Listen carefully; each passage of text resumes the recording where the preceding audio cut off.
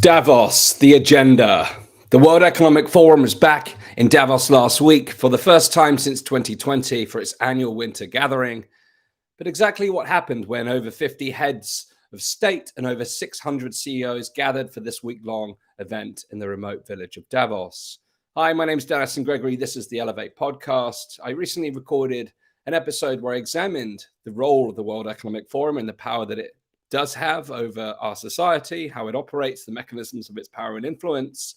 And in tonight's episode, which I'm recording live, we'll explore the program from last week's event in Davos. Now, this will touch upon some of the wider themes of what you could describe as the World Economic Forum's overall agenda. But tonight we'll focus primarily on the conversations that took place in Davos last week. So, what actually went down in Davos? Now, Klaus Schwab told the elected officials and corporate leaders in attendance that the world's present economic and geopolitical challenges are opportunities for transformation. And looking back at the program, it's evidently clear that continuing to transform systems or perhaps tilt them in the favor of the house of this exclusive club was a big part of the conversation. Notice, and these points are taken directly from the program, how often the term new system is involved in the overall discussion. Point one, addressing the current energy and food crisis in the context of a new system for energy, climate, and nature. Addressing the current high inflation, low growth, high debt in the context of a new system for investment, trade, and infrastructure. Addressing the current industry headwinds in the context of a new system for harnessing frontier technologies for private sector innovation and resilience. Addressing the current social vulnerabilities in the context of a new system for work, skills, and care.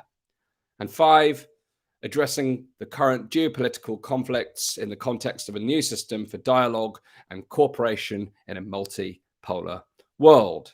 Now, none of these themes are really new news. A new system for energy is the Green New Deal or net zero.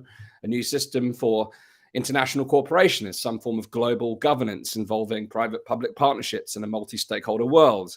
A new system for investment and trade covers a lot of topics indeed, but things like central bank digital currencies are increasingly part of that conversation. Now, you could argue that what really underpins these topics is four things. Number one, new systems. Yes, reforming global systems of politics and finance were clearly part of the agenda. Number two, and these are my words, you won't find these on the program. Number two is controlling the narratives, making lies more believable and appealing, you could argue. Countering misinformation, censorship, and limiting public discourse. And four, tangible solutions, taking more direct action via enforcement and authoritarian policy. Again, these are my interpretations of some of the nature of the work that is done within the confines of Davos. But given that the World Economic Forum is best known as a narrative and ideas generator for the global ruling class, one could argue, one might be under the impression that Davos would be a place for healthy and robust debate. But on the contrary, the event is stifled by an incredible conformity expressed by speakers and attendees alike. And for all the talk of diversity and inclusion, it doesn't seem that diversity and inclusion of thought are part of the rhetoric. Regardless of who populates the panels and the talks and the speeches, whether it's the invited corporate media, the government officials, or business executives or thought leaders from around the world, there's never any apparent dissent or difference opinions in their projection. Morgan Stanley, CEO, on Thursday said that the World Economic Forum at Davos is an echo chamber. He told Bloomberg that this echo chamber at Davos, this is an echo chamber at Davos where everybody is essentially repeating back whatever they heard from the last person. Veteran investor Glenn Hutchings added that there's nothing wrong with consensus views, but isn't it key to ask yourselves, where might we be wrong? Where are the blind spots? And Davos isn't exactly conducive to that. You're in an intense environment with very little time and very little air. So whilst dissent may be absent at the event, those that challenge the dominant narratives of the World Economic Forum do seem to be getting through. There was no mention in the program of Build Back Better. In fact, the Great Reset was not even explicitly mentioned on the program. and all these other buzzwords were seemingly absent. So perhaps the conspiracy theorists, the far right, as we get labeled, are getting through to the World Economic Forum. But it's certainly not without a fight. A big theme was distrust and disinformation. Tuesday's session saw an epic double whammy with the New York Times opinion editor Kathleen Kingsbury hosting Disrupting Distrust, and the former CNN editor Brian Stelter chairing the Clear and Present Danger of Disinformation. Now, none of these panels reflected upon the nature of misinformation and disinformation as it comes from organizations like the WEF, the WHO, and the UN and other public bodies. Rather, how the public themselves are challenging narratives through disinformation in social media. And the conversation really went like this. It's how do we make people believe us, and how do we censor people who disagree with us? Okay, it was a little more nuanced than that, but that is the critical theme that underpinned the conversations. How can the public, regulators, and social media companies better collaborate to tackle disinformation as information pollution, they called it, a new form of pollution here. You heard it here, I would say first, but last week is where we heard it first. Information pollution spreads at unprecedented speed and scale. Unprecedented, by the way, the most overused word in modern history. And now the star of the panel was New York Times publisher A.G. Salzberger, who proclaimed that disinformation is the most existential threat within every other major challenge that we are grappling with as a society. And all I have to say to that is, right. Although you could argue that they have a point. We are drowning in misinformation. We are drowning in disinformation. And we also know that new tools, that like AI-based tools, will make it incredibly easy to create fake news and distribute it at scale. You know, it's very easy now to modify pictures and videos to make them appear real. So the threat of misinformation and disinformation is a real one. But where is it originating from is an even bigger question. And we've seen over the last couple of years how much of that disinformation, misinformation, malinformation, and every other type of non-information has originated from government sources or official bodies is unprecedented. So we have to be aware of the sources of it as well as the nature of such information. Now, speaking of disinformation deliberately spread by public bodies, vaccines everywhere. Not surprising, this one. On Tuesday, there was a whole panel which included the WHO director, Tedros, with the focus on creating new, guess what, safe and effective vaccines. That word has been tattooed in your mind already now. So, of course, every new release will be exactly that too. And we're back to the 100-day mission. Yes, the WHO's initiative designed to create a system where any future disease outbreak will have a new brand spanking vaccine, safe and effective to be used within the first 100 days of the outbreak. And then there is the right unhonorable Tony Blair, who gleefully announced a whole new host of vaccines and injectables are on the horizon. Whoop-de-doo, and that COVID has provided an opportunity to create digital infrastructures to monitor who's vaccinated and who's not vaccinated for all of the vaccines that will come down the line. I mean, how many are they planning? How many new future disease outbreaks are we anticipating here? Most evidence would suggest we are facing lower incidence of disease outbreaks, but perhaps not, given how much money was accumulated by the individuals attended at Davos this time around. Perhaps we can expect a few more of these coming down the line. But now I really am entering into conspiracy zone. But this idea of 100-day vaccines, did that really work out well last time? The mainstream narrative will have you believe so. But the evidence all around us is suggesting otherwise. What could possibly go wrong? Now, on the matter of pandemics and vaccines, Helen Clark, who's the chief author of the World Health Organization's independent review of the COVID global policies, mentioned the pandemic planning treaty and the reform of the international health regulations. An important reminder that global legislation is very much on the horizon. In fact, there's events occurring this month looking at these very concepts. We must remain vigilant to the accumulation of power that is sought by bodies like the WHO. Now, other related talks on the program included transforming medicine, redefining life, redefining life. That's a big topic. The panel discussed, amongst other things, bioengineering, the changing definition of being human, perhaps the post-human world that we're moving towards with the birth of AI and transhumanism. But it's not just what it means to be human that was on the agenda. It's also what we will eat. That's right. You will eat bugs and you will be happy. Revolutionizing food security was one of the key topics of the event. What breakthrough technology and innovation could revolutionize consumption patterns in the future? i.e., how can we determine the types of food that you and I will eat over the long term? I.e., fake meat, artificial food, and ultimately the death of agriculture and perhaps our health. Now, the World Economic Forum calls for radical policy measures to bring about the food transition to zero net emission foods like insects.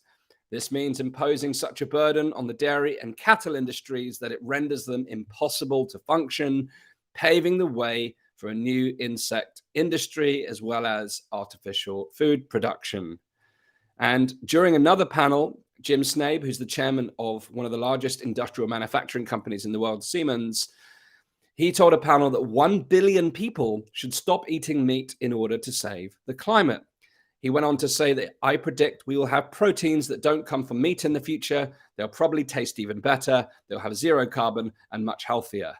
Now, can you imagine a world where artificial food that is manufactured in a lab will end up being better for your health than that which originates from nature? Again, they'll have you believe that this food is entirely not only safe and healthy, but we won't pay attention to the short or long-term consequences of such decisions because now we're making a lot of money from the situation and, of course, doing our virtue signaling bit for the climate. Now, again, I always feel like I need to caveat anytime I mention the word climate, and I'm going to go on a climate tirade in a moment. I myself am somewhat of a tree-hugging, peace-loving hippie. And that means I do indeed have a lot of care and attention and love for Mother Earth. I do indeed wish to live in a world that is much freer of pollution than it is now. I'm not some sort of absolute environmental denial individual.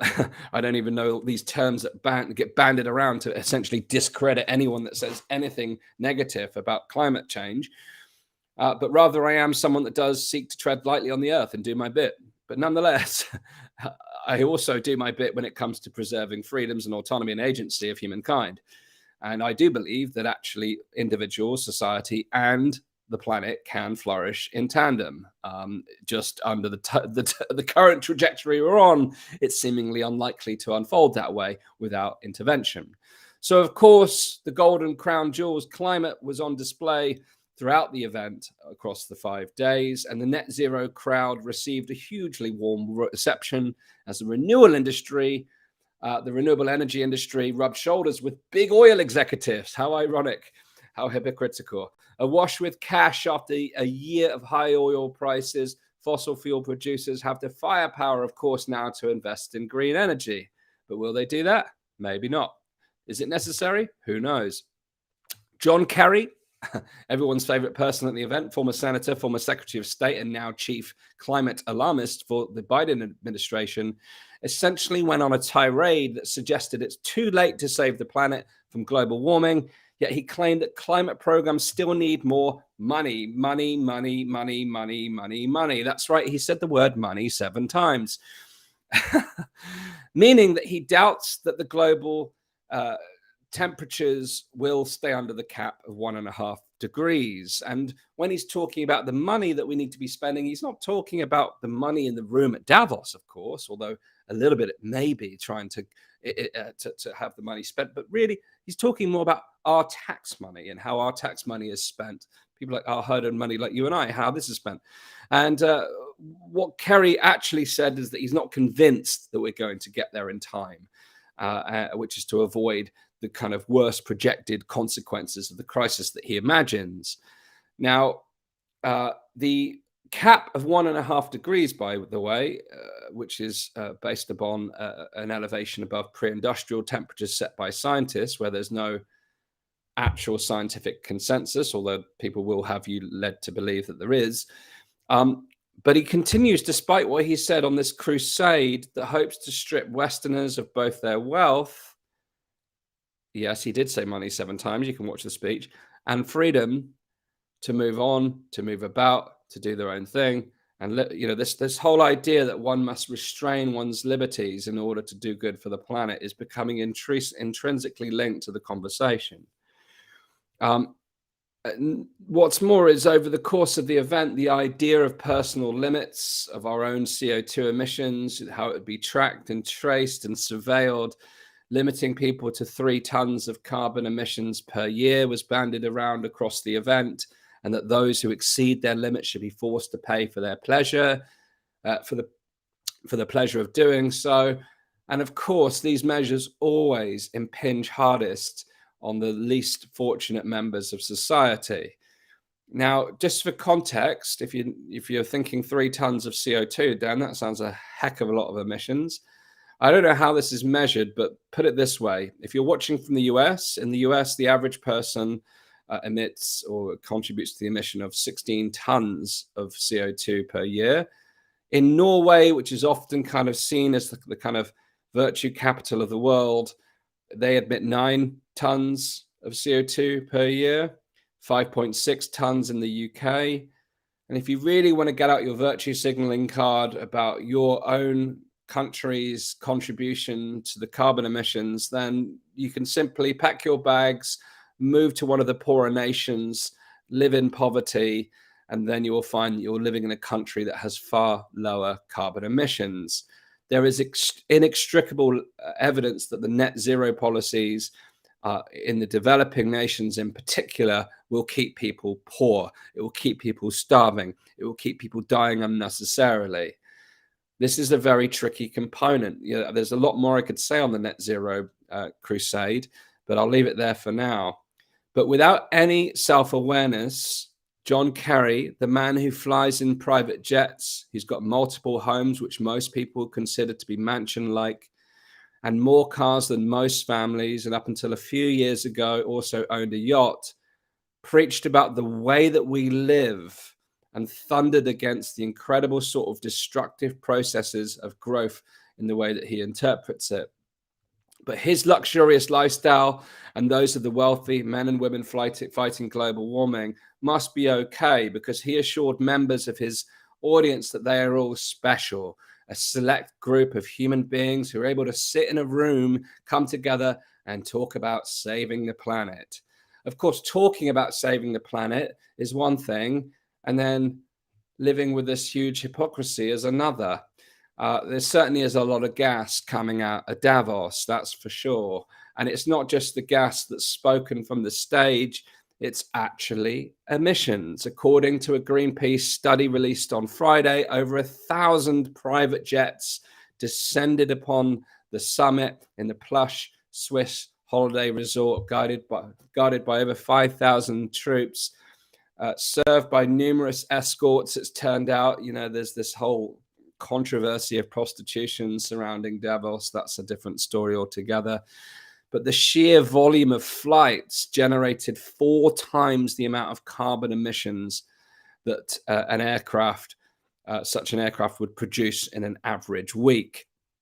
Greenpeace accused attendees of ecological hypocrisy, questioning why WEF claims to be committed to the global goal of keeping warming below 1.5 degrees Celsius, when emissions generated by all private jets flying in and out of Davos airports last year were equivalent to the emissions produced by approximately 350,000 average cars in a week.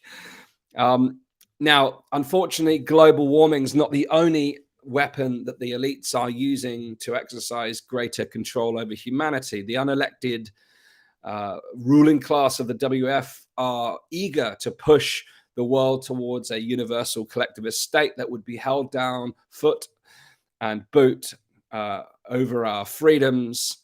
And according to the WF, individual freedom is a luxury that citizens can no longer afford.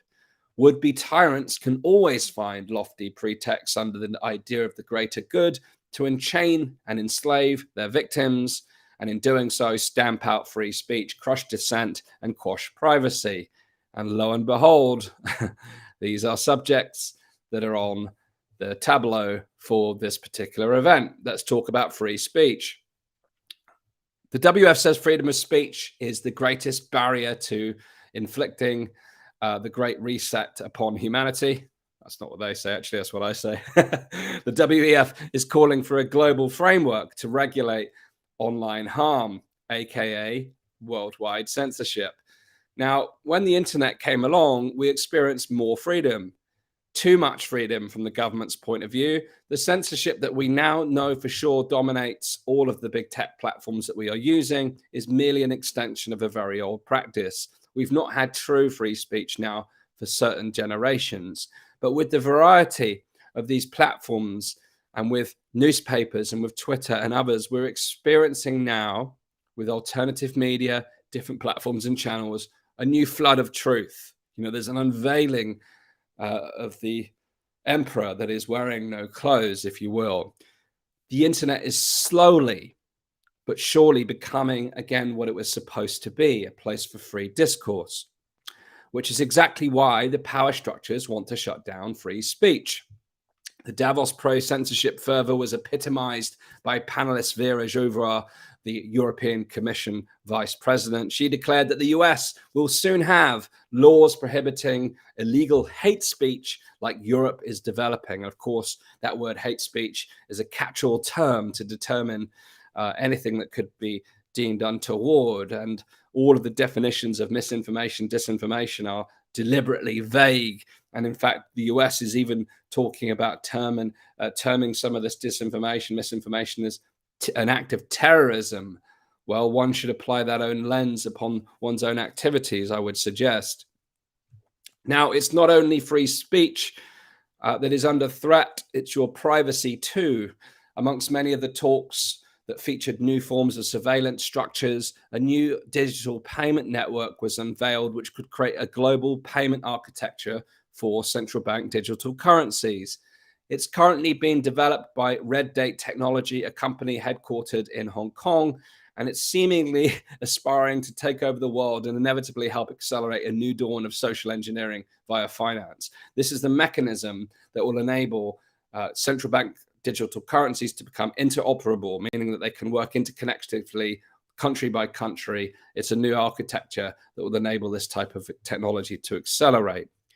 Now, speaking of dystopian realities and possibilities, the World Economic Forum speaker on Thursday, get this, held the extraordinary promise of the use of mind-reading devices in the workplace of all places, whilst also admitting that they could become the most oppressive technology ever. Yeah, we can read your mind. It's going to be really good. But at the same time, it's going to be the most oppressive thing we've ever done.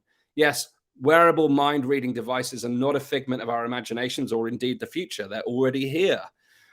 The author of The Battle for Your Brain, Nita Farhani, during her talk Ready for Brain Transparency, described the technology as being integrated in a multifunctional device set, so that, for example, if you're using headphones or earbuds to take calls or listen to music, they could be also laced with EEG sensors to pick up brainwaves, monitor your mood. They'll know exactly what you're feeling. And before long, I'm sure they'll also know what you're thinking. That, again, is the ultimate dream of the tyrant. So these technologies are being developed. They're already here, and there is nothing to stand in their way. And the reality is, if you spend enough time watching this particular episode or at Davos, you'll end up feeling pretty bleak. Now, don't worry, there is a hint of optimism at the end. But one of the key themes throughout the week-long event was this idea of permacrisis, which if you hadn't heard already, was the Collins Dictionary Word of the Year in 2022. This idea that we're facing an ongoing interaction of crises, and the intersection of crises, whether it's food, energy, health, nature, economic, threatening our way of life, accelerating us towards a global catastrophe. This whole doom mongering is a feature. This disaster capitalism is a feature of the Davos man, and we have to do everything in our power to start speaking in more positive and creative terms about the future. Now, of course, the situation in Ukraine was brought up, and the ultimate answer, according to the Davos community, is that we find peace by blowing up more people.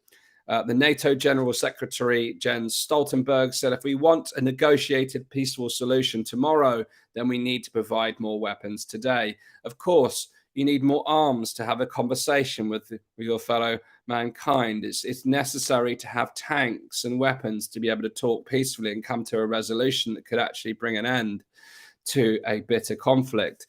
Now, for Ukraine's allies, Davos was all about doubling down on better weapons and financial support for Ukraine to defend itself against Russia. Although, fortunately, outside of the Western voices, some delegates did encourage a quick return to the negotiating table, to actually end the conflict peacefully without further bloodshed. Doesn't seem to be an objective that's on the table. There doesn't seem to be a desire for a quick and peaceful resolution. It does seem to be the military-industrial complex and this bipolar world wielding their powers.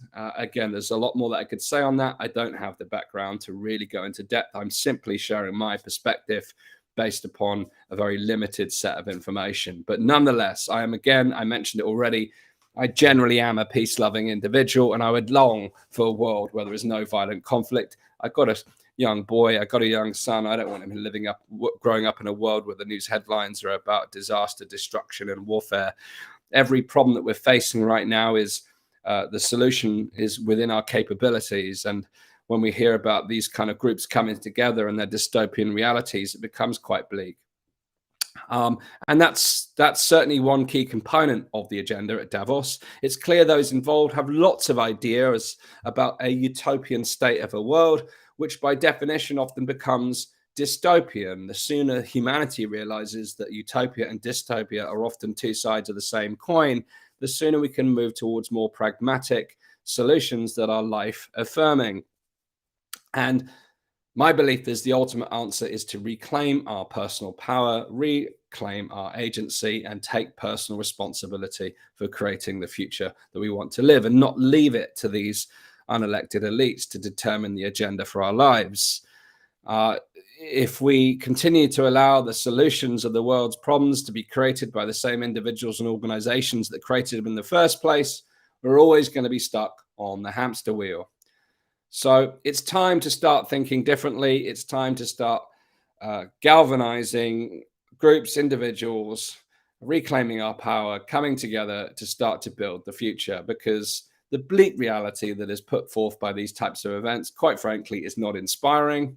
Now, I will add, and I perhaps should have said this at the beginning of the event, this is a critical analysis of what went on in Davos. It is indeed purely biased with a negative viewpoint around what occurred, a bleakness that has emerged within myself around the activities of the WEF, having witnessed in visceral terms the impact of their activities over the last couple of years. Now, this, of course, is unfair to all of the attendees and speakers to tar them all with the same brush, that they're all part of the same club and therefore guilty by association. That, of course, is not true. There will be some very good people there. There'll be some bad people there. There'll be some people in the middle. But the reality is most probably have well-intentioned. But there's the old phrase, the road to hell is paved with good intentions. Now, we have to be mindful of these things, that we can have reasonable intentions, but highly questionable means. And we can't also negate man's search for power, the accumulation of power and control, which is often a function of these types of affairs. So we've got to look at this pragmatically. There will be some really interesting talks across the program that don't offer some dystopian future, that aren't part of some contrived agenda. There will be plenty across the plethora of talks that occurred across the week that are perfectly innocent and perfectly presented with wonderful ideas. That is almost likely to be true. But the things I've highlighted to you today are the common themes, and not only underpinned Davos last week, but more broadly over their activities. It just takes 5 minutes of following their Twitter feed to see some of the dystopian realities that they present. But where's the alternative? Where's the competition? Who's putting out a counter narrative? Who's putting out new ideas?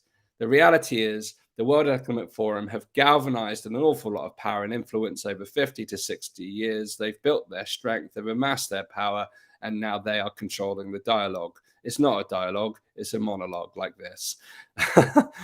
You may be typing away in the chat, and this is a perfect reflection of exactly how the WF operate. You're talking away. I can't see your comments, therefore I'm not listening. And that's exactly how the WF act. The difference is I will actually, after this broadcast, as I always do, spend several hours, as I tend to do, reading all of the comments. At the peak of the pandemic podcast that preceded the Elevate podcast, we had thousands of comments, and I loved sitting there for hours just dissecting what people were saying.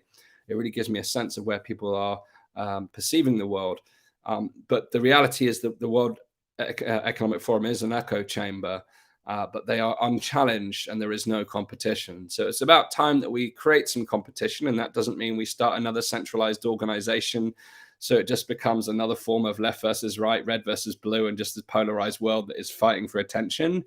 Let's build something integral. Let's build something that encompasses the value of wholeness. Let's look at bringing together different voices from different places and actually be the change we want to see. Let's not just create another echo chamber in reverse. I've seen the memes floating around on social media, and we've probably all seen them. The face that says, "I support the latest thing." I'm on team good. I support vaccine mandates. I support Ukraine. That's not my voice, by the way. This is the meme. But then there's now like this opposite meme as I oppose the current thing. And that's what we've become. We've become this binary group of people that, I'm sure using some of these AI tools, you could cluster people's mindsets around two different distinct archetypes, it's playing out as team A versus team B. It does seem that we've reduced ourselves in society to these basic tribal, dual polarity, team-based, hyper-competitive, non-collaborative environments. If we really want to create change, we've got to break that pattern, be bold, and do something different, and actually create a space where people from all backgrounds, so we can actually have genuine diversity, inclusion, etc. Because you don't have diversity and inclusion without diversity and inclusion of thought. I spoke to some company leaders recently, and they were going on about their diversity and inclusion policy. And I said, well done. It's great that you've achieved your goals in these things, but how much time and attention are you focusing on diversity and inclusion of thought? And you could see their eyes like scramble. They hadn't even thought about it. They haven't even thought about who's coming in to challenge the status quo. And anyone that's worked in innovation or creativity for any point of time will know that if you bring in different voices and different perspectives, that is the catalyst to great innovation. So we have to think differently about how we move forward. Let's not create another echo chamber. It might feel tempting. It really is tempting to counterbalance. You might tell yourself, well, let's at least start that way to get on an even keel, and then we'll do the right thing. I can just see that just creating the zigzags of history all over again.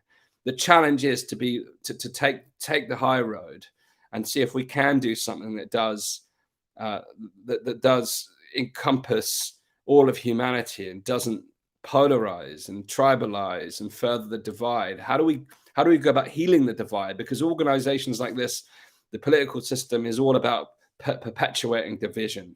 How do we heal the divide? How do we create a space where genuine debate, discussion of ideas can happen? How do we start to co-create some of the solutions to the challenges that have been created? Today is a tough time. And I'm curious, why in the 20s now, post-pandemic, aren't we seeing a resurgence of prosperity? If you look back to the Spanish flu, the Roaring '20s followed the Spanish flu. Why are we seeing this economic depression? Why is it different? What's different about the fabric of society today that makes things so bleak comparatively after a similar period of hardship during the Spanish flu? All of these questions I'm asking myself, what do we need to do differently to elevate humanity right now? Now, if you'd like to be part of the conversation about how we can each play a role in creating a brighter tomorrow, I'd love to invite you to join the Elevate community. If you're not already part of our ecosystem, we've got an amazing online community where we're regularly discussing things like this, sharing ideas and exploring new concepts. So if you haven't already joined, you can join us at weareelevate.org. And I'll be back tomorrow with Dr. Cole, this time talking about the lost science of common sense medicine. We're going to be risky. And we're going to put this out on YouTube, despite a lengthy session within the episode that speaks about the risks of Operation Warp Speed, the vaccine program. We'll also talk about the use of mRNA and Dr. Cole's initial concerns around that, as well as some of the pathological evidence around some of the vaccine harms. This is risky business. We've talked about the erosion of free speech. Every time I put out an episode like this on YouTube, I get nervous because the V word is a no-go area, but we're going to take the risk. But nonetheless, if you'd like uncensored early access to the episode, it's available right now inside the Elevate community. So if you want to go and check that out, you can go and see it at weareelevate.org.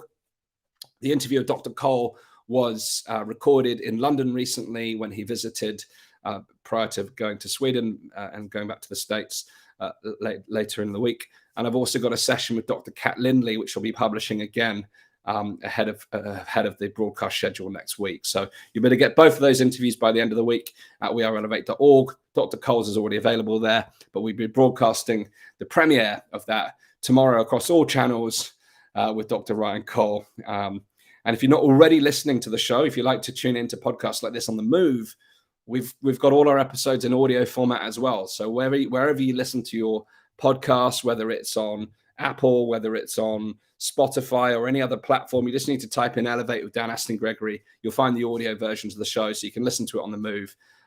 You've got greater flexibility to tune into our conversations. Now, 2023 is moving fast already. I'm going to be bringing you a whole range of different interviews. We've got some amazing conversations already recorded, and I'm really looking forward to bringing some more conversations to explore the very nature of what's happening in the world, the culture, and how we can start to really affect change. So thanks again for tuning in to this episode today where we explored Davos, the agenda. Tell me what you think. What have you observed? What's your take on what's happening in the world right now? What have you paid any attention to Davos? Have you tuned out? Let me know your thoughts in the comments. I really am curious to know what your views are on the state of the world. Thanks again for tuning in. My name is Dan Astin-Gregory. This is the Elevate Podcast.